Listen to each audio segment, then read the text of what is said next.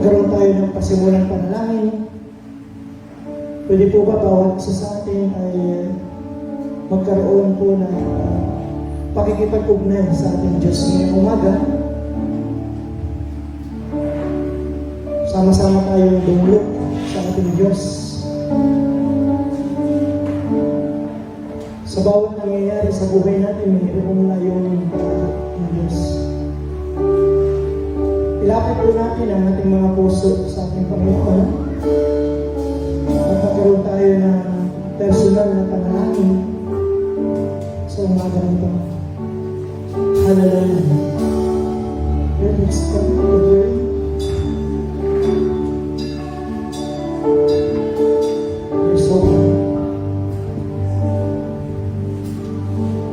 Maranasan natin ngayong umaga ang presensya ng Diyos.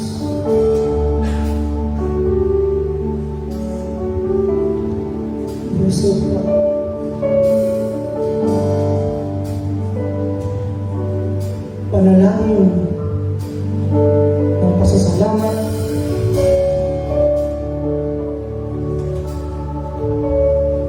hallelujah, sa kabila ng mga nangyayari sa ating bansa, sa ating mga pamilya, sa ating simbahan,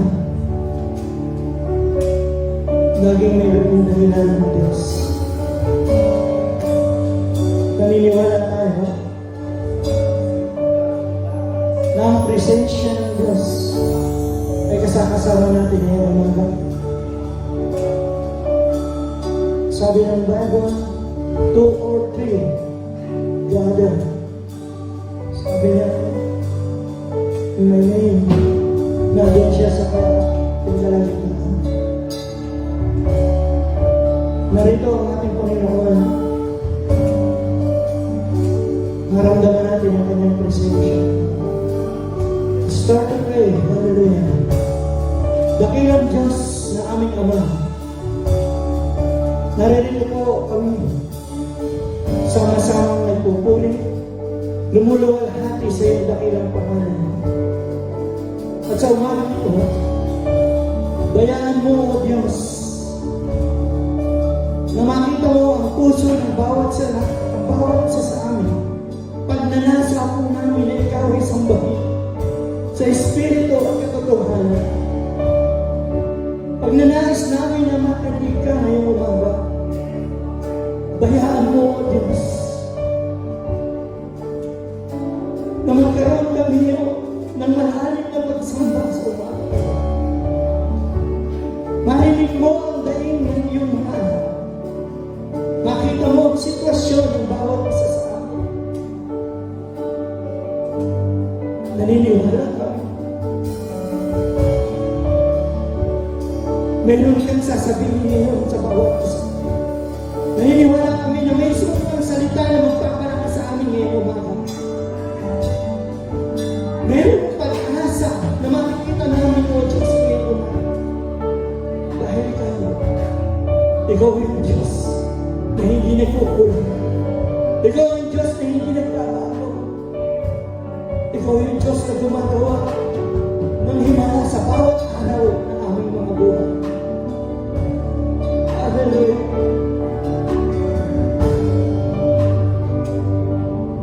O Diyos, pagpalain mo po ang bawat manunood sa kanilang mga tahanan. Pagpalain mo, O Diyos, ang aming mga kapatiran, aming mga pamilya, maging ang mga mahal namin sa buhay. Naririto man sa Pilipinas o nasa ibang bansa. Dalangin po namin, naabutin mo sila ng iyong mapagpalang kamay. Tulungan mo ang bawat nangangailangan. Pagpalain mo, O Diyos, sa lahat ng aspeto ng bawat buhay. Spiritually, materially, emotionally, physically, i-bless mo, O Diyos. Ang bawat nangangailangan ng kagalingan. O Diyos, pagaluin mo ito sa bawat anak mo na nasa banig ng karamdaman. Kung mayroong mga panghihina o kami mga palakasin mo sa oras ito. Tulungan mo, O Diyos, ang bawat may katulad niya. Tulungan mo ang aming mga bawat anak mo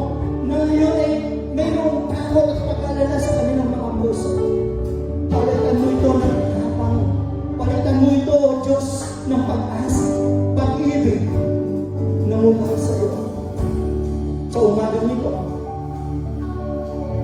Pinasasalamatan namin ang kabuuan ng buong maglinggo na kami ay iyong iningatan. Naranasan po namin ang divine protection mo, O Diyos. Hindi lamang sa aming mga personal na buhay, kundi nang maging ang aming mga mahal sa buhay ko. Hallelujah. Salamat po. Maraming salamat. Even ang provision na patuloy namin naranasan. Hindi na po kulang ang iyong mga anak. Patuloy mong sinusustain ang bawat namin pangalagaan. Salamat, dakilang Diyos. Salamat po. At sa umaga nito, pinupuri ka namin. Pinasasalamatan ka namin. Niluluwalhati namin ang pinakalaman. Ikaw ang patuloy na mataas at mapangalan sa umaga nito. Oh, hallelujah. Hallelujah. And to God be the glory. In Jesus' name. Amen. Amen. Palakpakan po natin ang ating Diyos. Hallelujah. Yes, so much.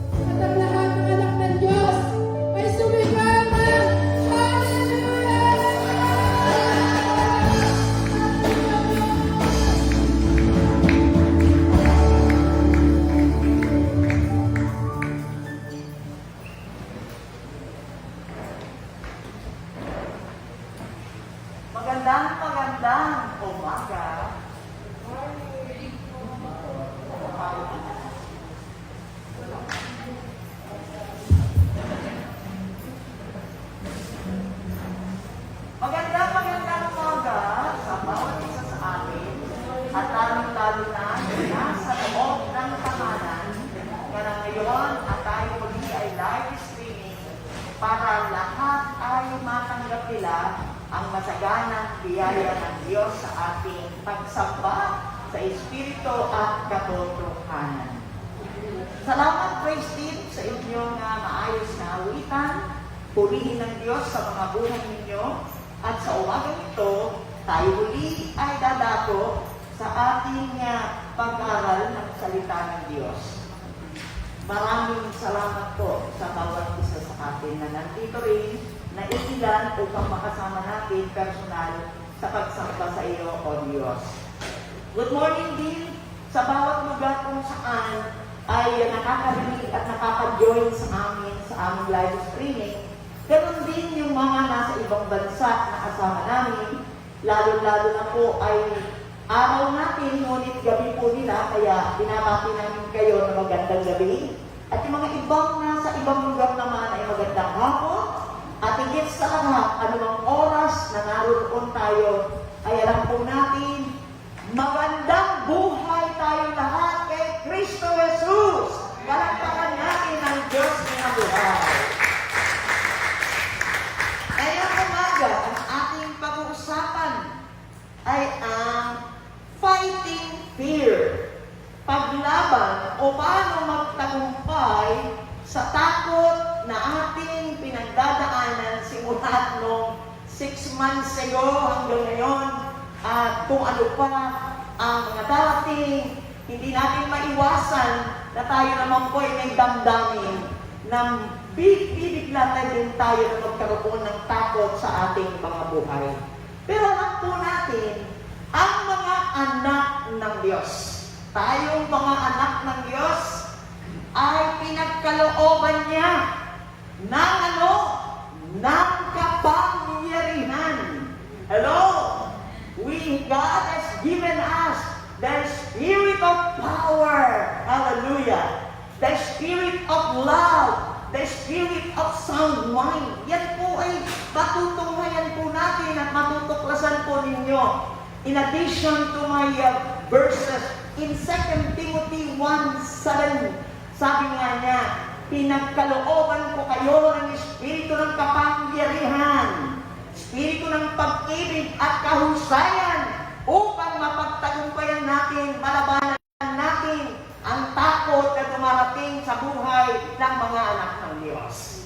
Purihin ang kanyang salita sa umagang ito.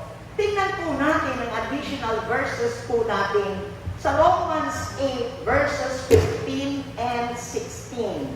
Ang pagbasa ng banal na salita ng Diyos sa ating Roma verses 15 and 16.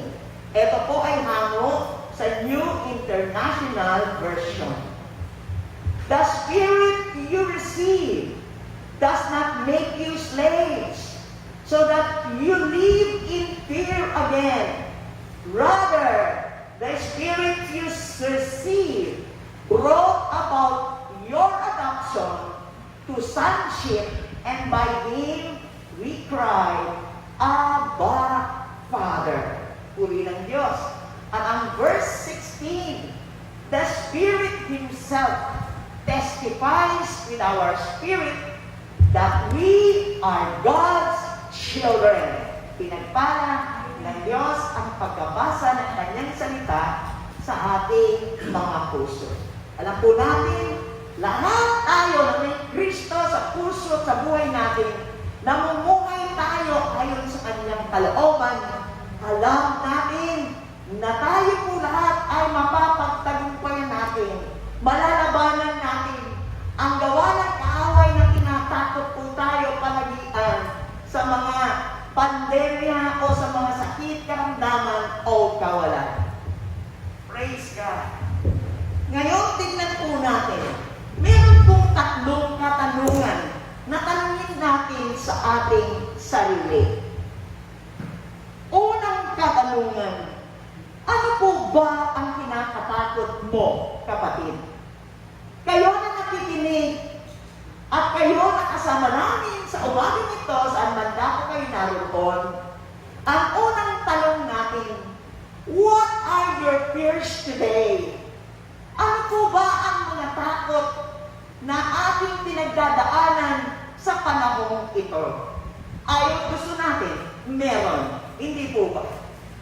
Pangalawang tanong naman. Ano po yung pangalawang tanong?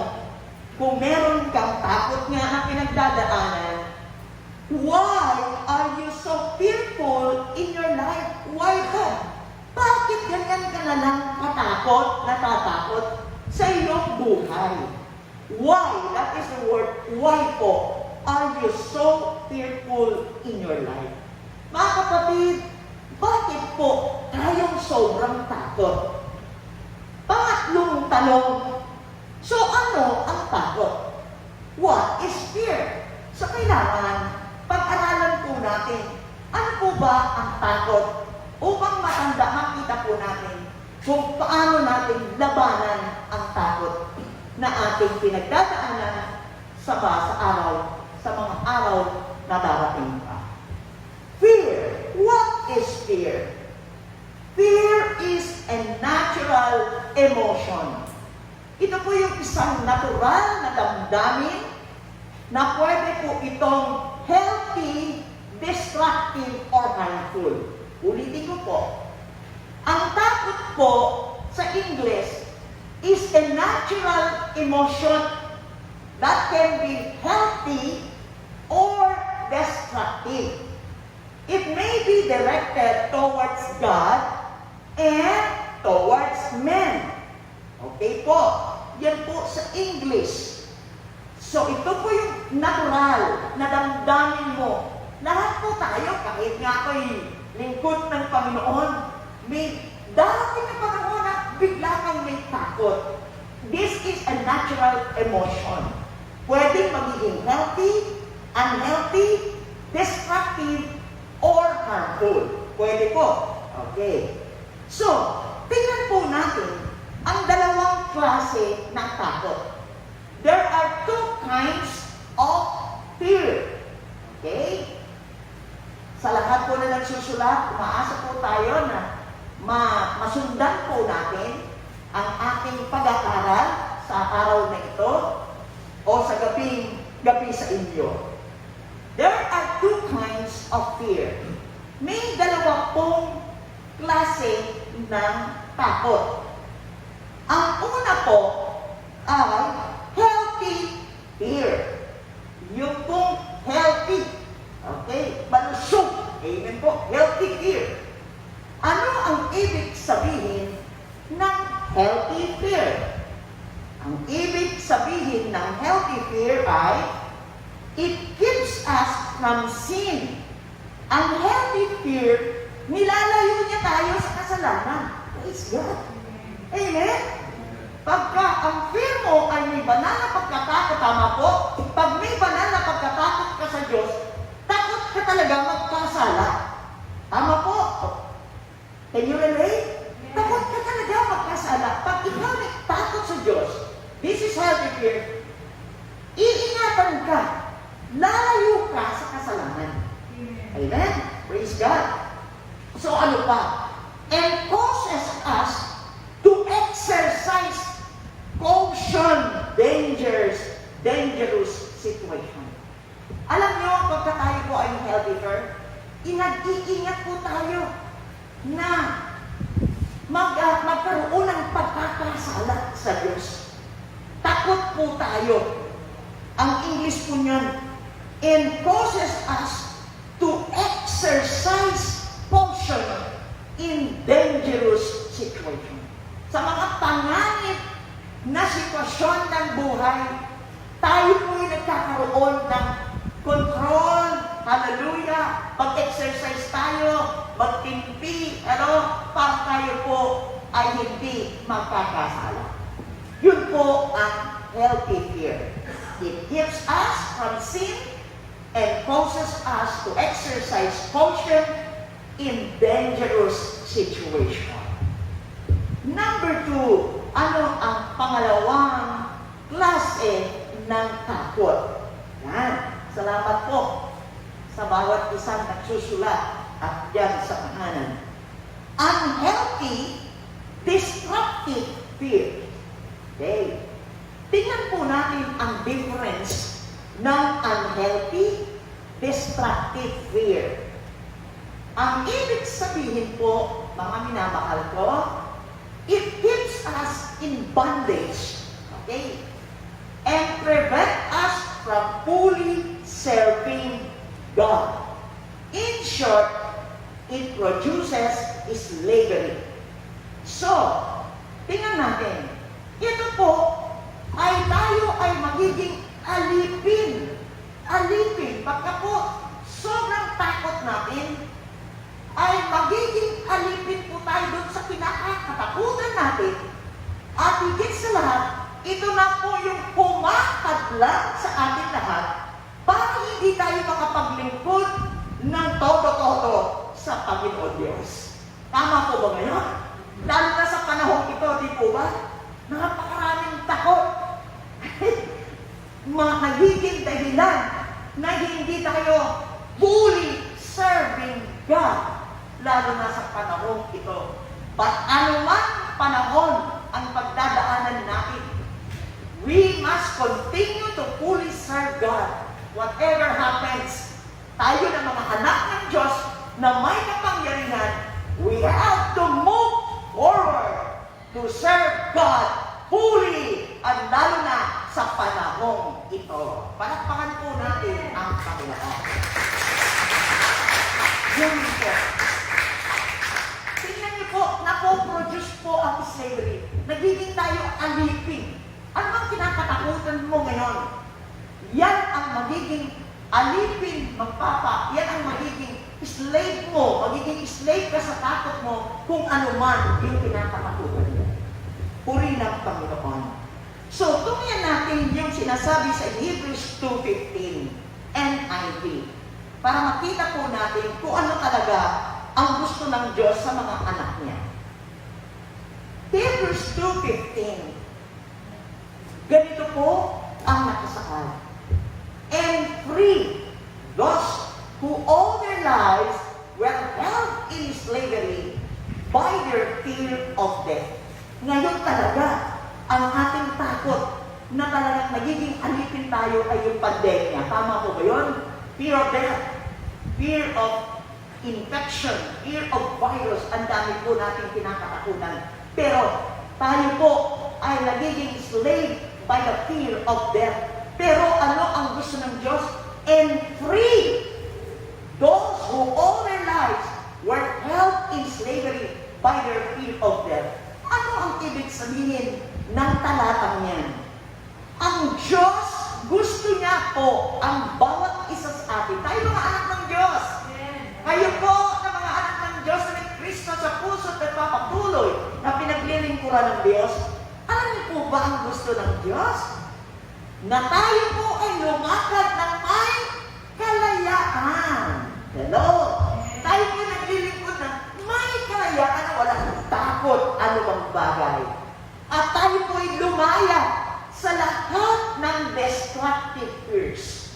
Makalaya po tayo sa lahat ng mga unhealthy, destructive, harmful fears.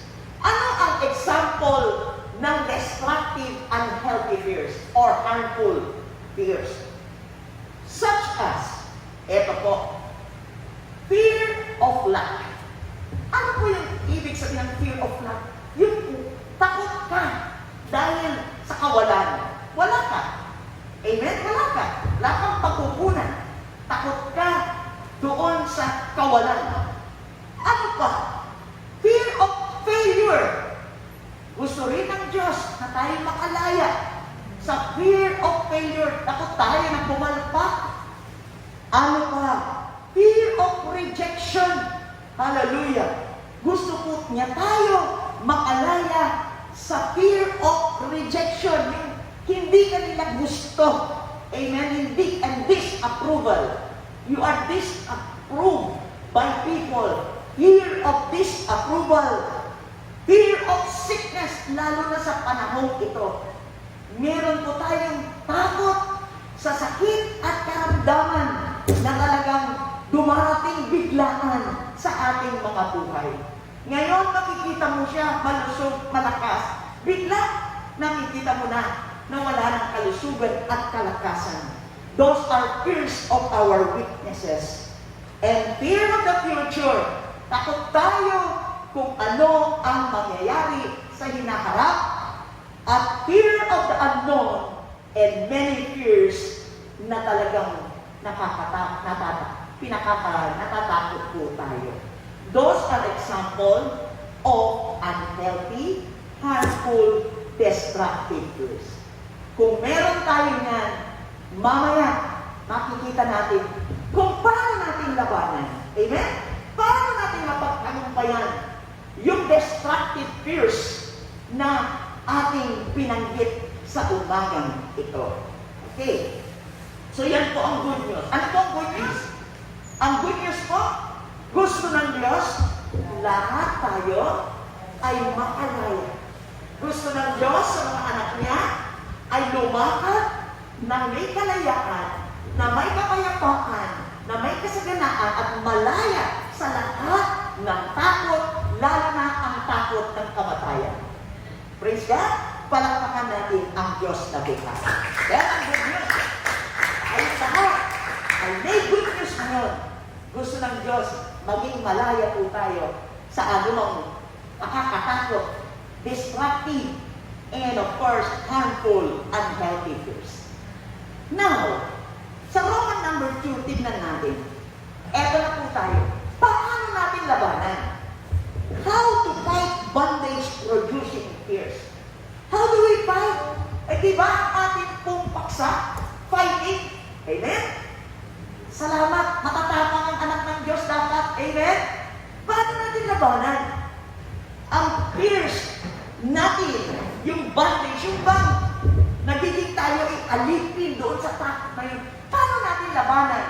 Ang fear of death, fear of COVID-19, fear of lack, fear of the unknown, fear of the future. How do we fight bondage-producing fears?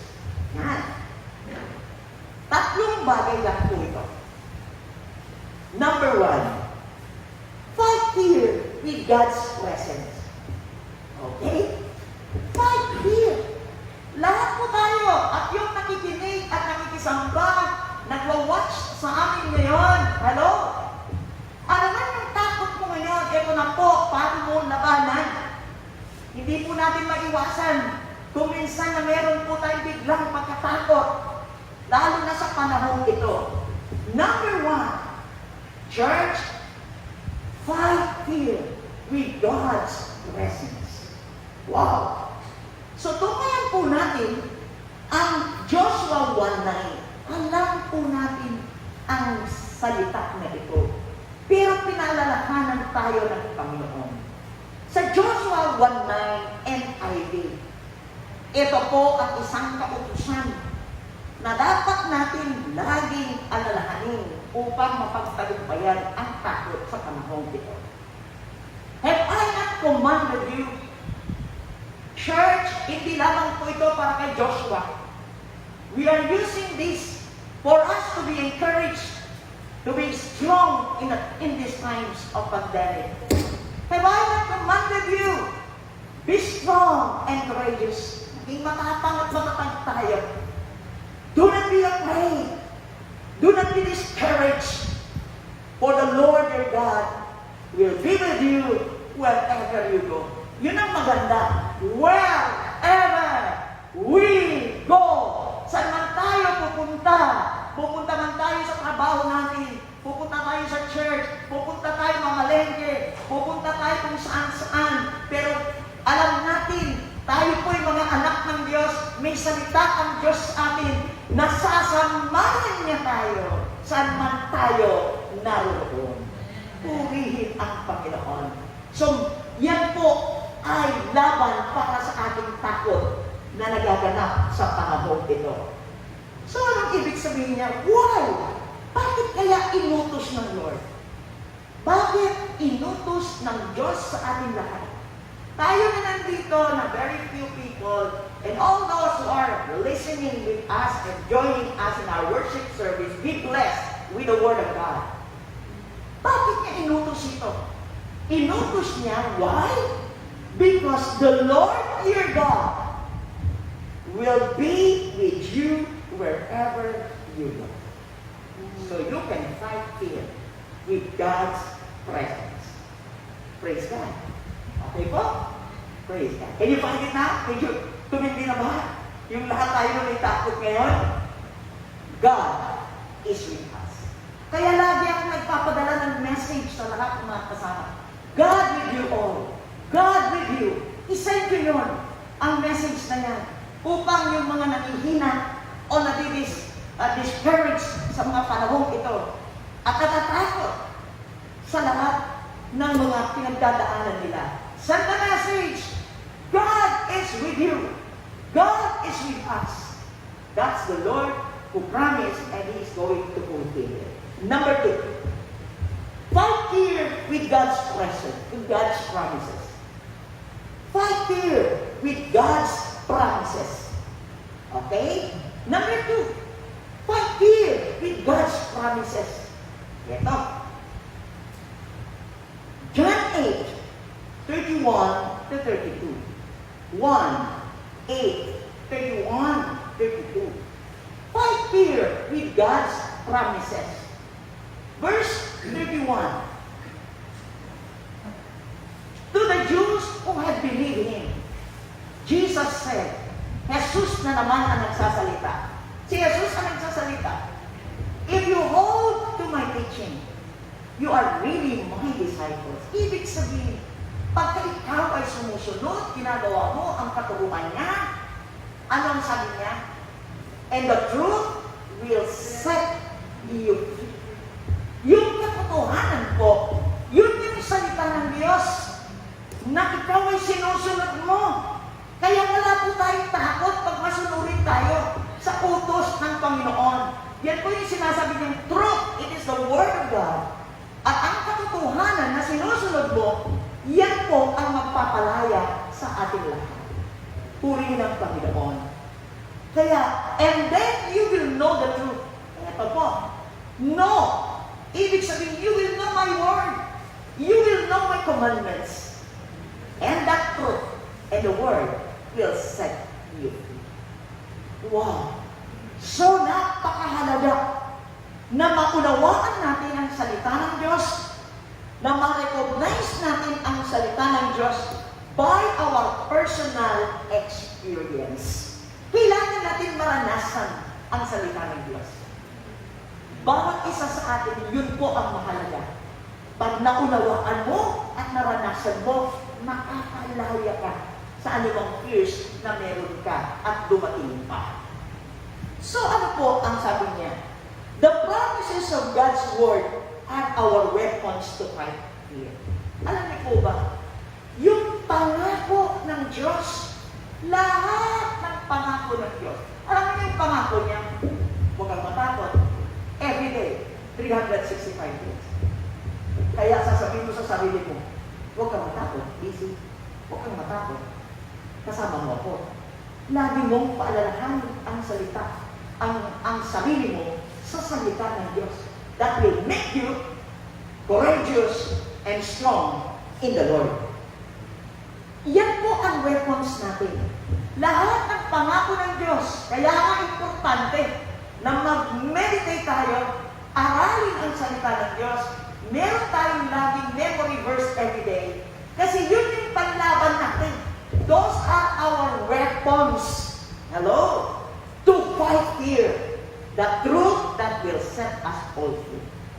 Mga minamahal ko, paalaala lang sa nakakalimot. Baka ang bawat araw, huwag na mawagli na hindi natin basahin ang salita ng Diyos. Gaano man ang ating kabisi, gaano man ang ating mga ginagawa.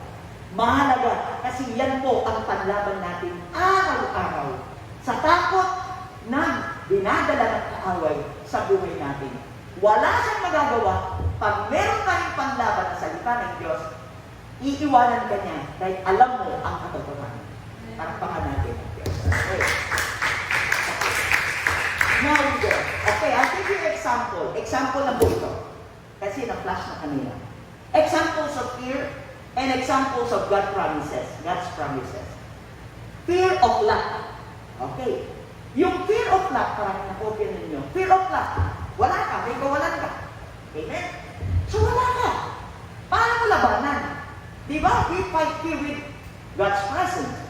We fight here with God's promises. So you must know, naku po, parang wala ka ng budget for the week. So anong laban mo? Philippians 4:19. Matthew 6:33. So alam mo yung pangako ng Diyos. Kasi pag wala kang alam, ulalat ka, sabihin ng demonyo sa iyo. Ay, alam mo naman sa Satanas, tingnan mo, kung tagal-tagal mo na ng Kristiyano, wala kang panlaban. Wala. Kaya talunan. Talunan ng Kristiyano, walang panlaban. Kasi ang pangako ng Diyos, ang panlaban natin sa lahat ng nilalagay ng kaaway sa atin, natakot sa buhay natin dito sa lupa. Lalo ngayon, I am encouraging you to keep memories of the Word of God. Panlaban natin yan. Ayan po, fear of God. Matthew 6:33, Philippians 4:19. Amen? Yan ang panlaban. Number 2, panlaban. The fear of failure. Kaya na, we can defeat fear of lack by what? By the promises of God. We can defeat the fear of failure by the Word of God. We can have success in Proverbs 3:5 and 6. Alam niyo po lahat yan, amen? Unahin ng Diyos, amen po. Alam po natin po yun. Ang Proverbs 3:5 and 6, i-memorize niyo po yan. Kasi pag halimbawa pumalpak ngayon, hindi naman natin sigurado na lagi tayong successful, amen? Okay, gana, may failures din ako. Hello? Kahit kami po na mga pastor, may failures din lahat tayo. Kaya nga mayroong salita ng Diyos. Upang tayo ay mapagtagumpayan natin at magkaroon po tayo ng success. Through the Word of God promises of God. Ano pa? Fear of rejection. Pag ikaw ay hindi gusto, meron ka rin panlaban. Ano? Ito lang po yung sample. Wala, marami po. So, the fear of rejection is Romans 8:31. I'm giving you all those assignments para kayo po ay may gagawin. Pagkatapos nito, you go back and review the Word of God. I-memorize niyo yun. Amen po. Pag kayo naman ay may fear of sickness, edi, pumunta kayo sa Awit 103. Tama po ba yun? Go to Awit 103. Halimbawa, may takot kayo dito sa pandemya. Ang pangako ng Diyos. Hello? Lahat ang sakit, pagagalingin ko. O wala na, tahimik. Amen. Awit 103, verse 3. Pag kayo po ay may takot sa sakit, wow, alam naman natin na sa pamamagitan ng kanyang mga latay, Isaiah 53, verse 4. I'm just giving you more examples upang sa ganon, i-memorize po ninyo. Meditate it day and night. Pag-aralan mabuti ang salita mo. Lalaban po tayo. Hindi po laban ito. Alam niyo po ang pandemya, it is a spiritual warfare. Hello? Ano nangyayari ngayon sa atin? Spiritual warfare. And what do we have to do? Get the Word of God. Get the promises of God, church. Hello, those who are at home. Ang pandemya nagaganap ay spiritual warfare. Kailangan alam po ang salita ng Diyos sa panlaban. Wala tayong panlaban kung hindi ang pangako ng Diyos.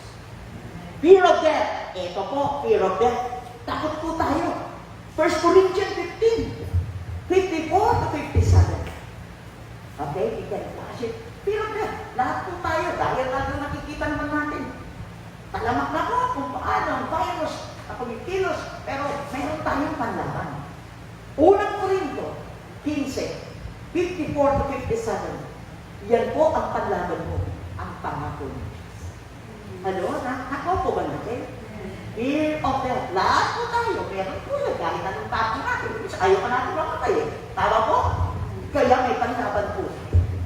So, ang ibig sabihin, the ultimate purpose of Christ's incarnation, the ultimate purpose of Christ's incarnation was the destruction of the devil and deliverance from the fear makinig kayo mabuti. Alam niyo po, salamat sa Panginoong Yesus na buhay siya. Buhay ang sinasamba natin. Buhay ang pinaglilingkuhan ng bawat isa sa atin. Kaya alam po natin, hello, lahat ng ito, sisirain ng Panginoon dahil siya ay buhay. What's the destruction of the devil? Yung kanyang pagkabuhay na muli. He is going to destroy the devil, the deliverance from the fear of death. Makakalaya po tayo sa takot natin sa kamatayan. Ang anak ng Diyos, hindi natatakot kahit kamatayan. Dahil kasama natin siya. Kahit sa buhay man o kamatayan, kasama natin ang Diyos. Amen. Palakpakan natin. So, ang kapangyarihan ni Satanas, sila na! Ipaglandaan natin yan.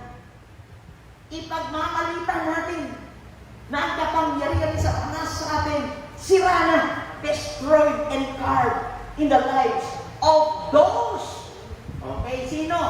Who committed their lives to Christ. Kaya po, ang mahalaga, those who committed their lives to Christ.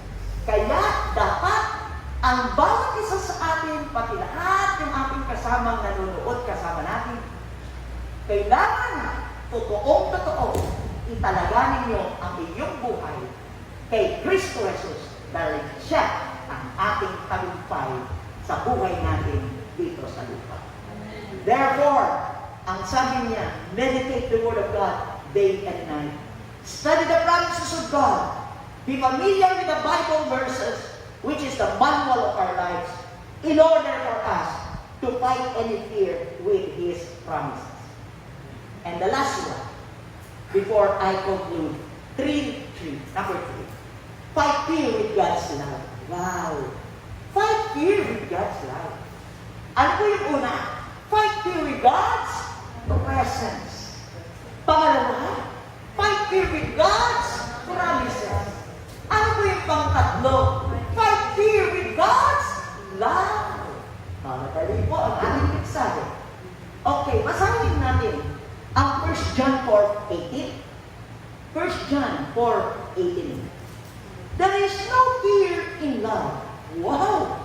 Oh, there is no fear in love.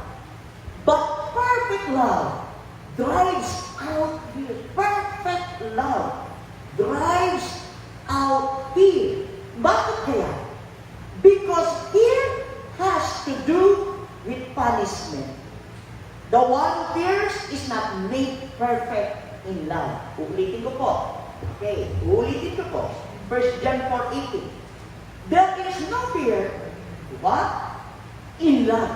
Walang takot sa pag-ibig. But perfect love drives out fear. Perfect, ha? Ganap na pag-ibig. This is our 1 John 4:18 ang binabasa ko. Bakit? Because fear has to do with punishment. Takot. Amen? The one who fears is not perfect in life. So, yung natatakot is not made perfect in life. Ibig sabihin, wala pa sa kanyang ganap na pag-ibig ng Diyos. Kaya takot siya. Naku niyo po, takot na takot siya. Pero kung alam mo, ang pag-ibig niya, naranasan mo, maganda ang relasyon ninyo ng Diyos, wala kang dapat ikatakot. Purihin ang Panginoon. Saan ang ibig sabihin nito? Hallelujah. Possessing God's love results in fearless confidence toward God and love for the brethren. Ulitin ko po. Yan po nasa monitor natin. Possessing God's love. Kailangan meron tayong pag-ibig ng Diyos. Ang resulta niya, fearless confidence. Wala kang takot. May kumpiyansa ka sa Diyos.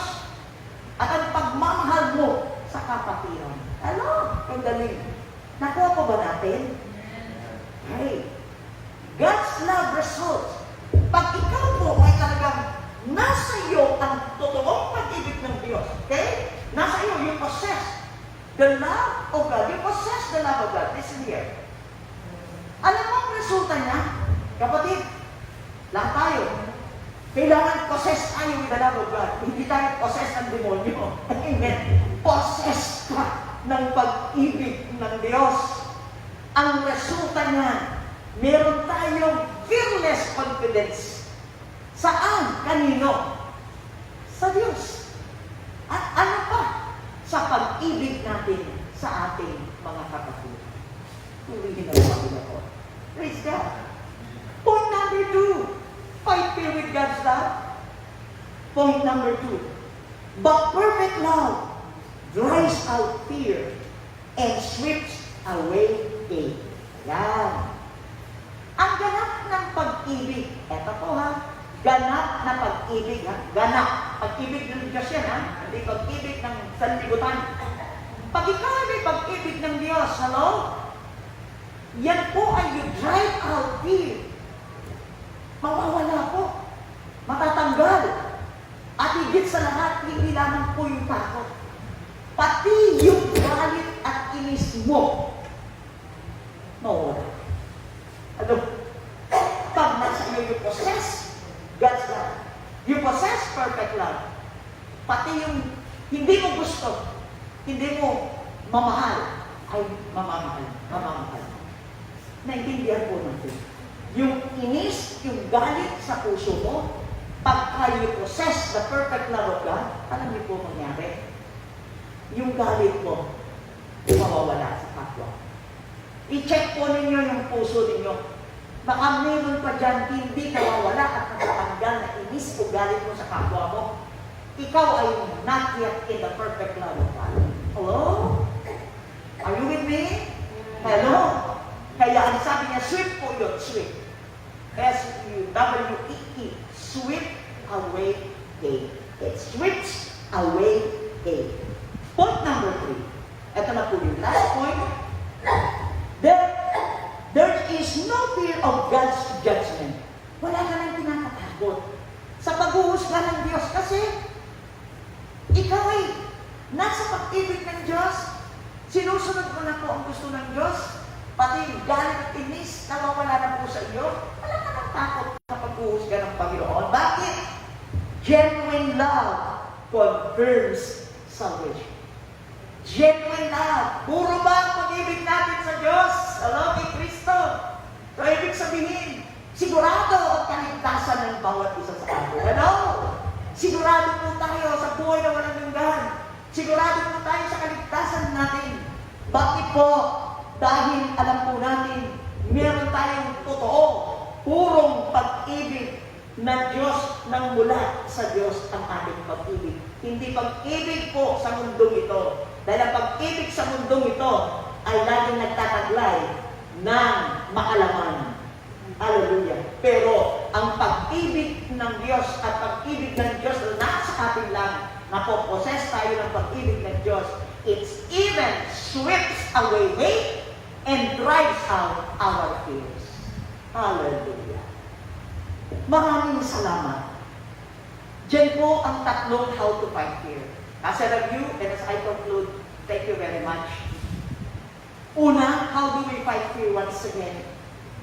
How to fight bondage-producing fears? Church, let us review now as I am concluding. Fight your fears.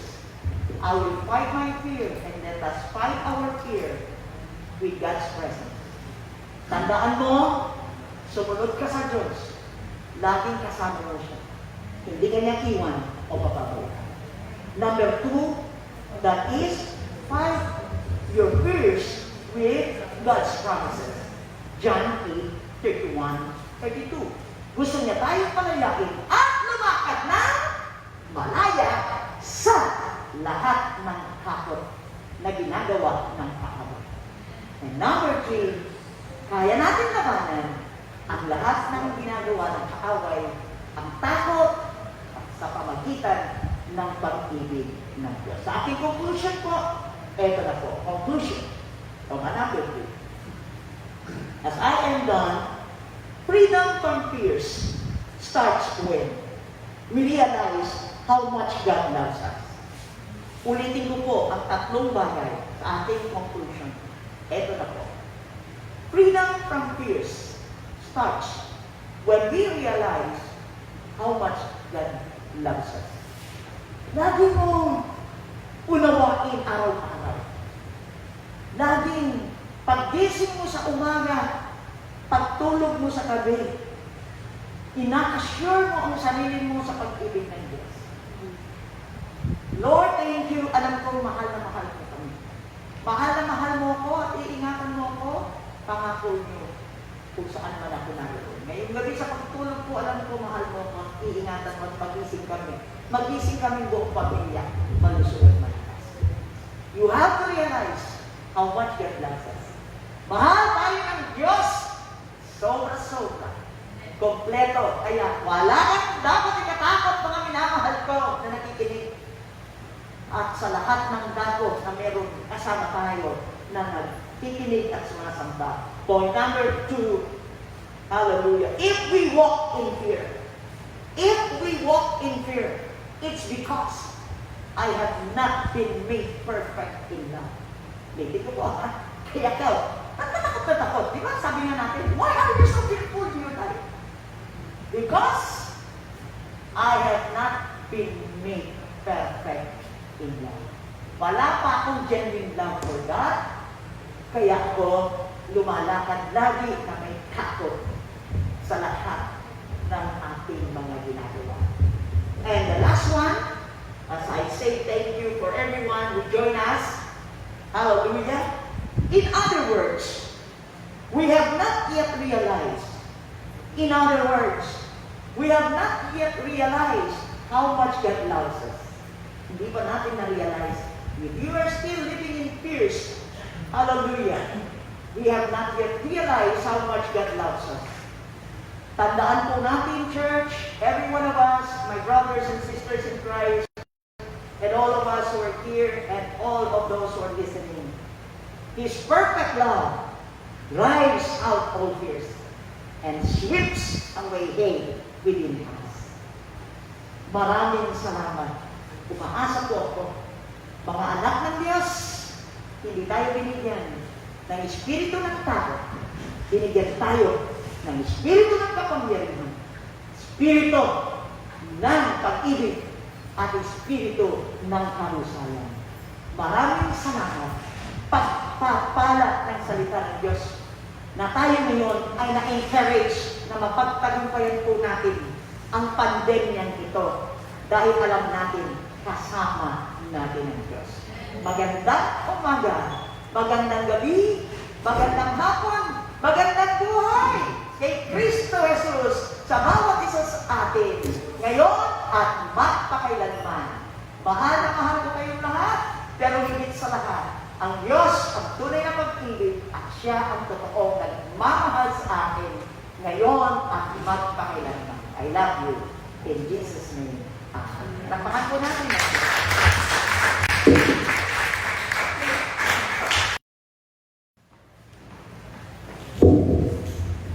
Ngayon po naman, dadako po tayo sa pagbibigay.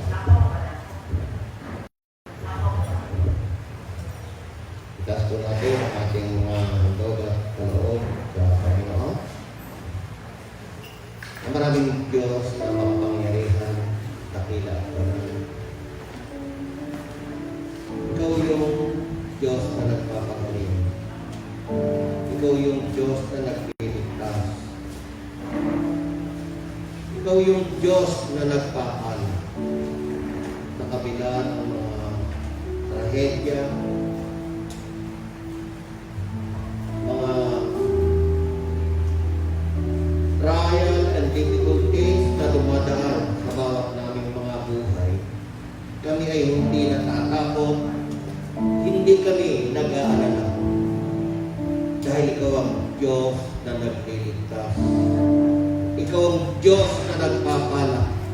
At ikaw ang Diyos na nagpapagaling. Maraming salamat sa mga pagpapala na ibinibigay mo sa amin. Narito po ang aming mga handog at kaloob. Gamitin mo ito. Nawa ito ay magamit para dumami pa ang maligtas at makakilala sa iyo. Dalangin pa rin namin, pagpalain mo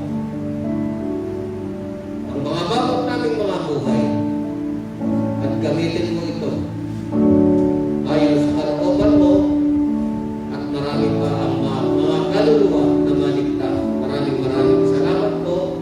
Pinupuri ka namin, pinasasalamatan. Ito po ang aming samot dalangin sa pangalan ng aming Panginoon Jesus ng ating sabi na Amen.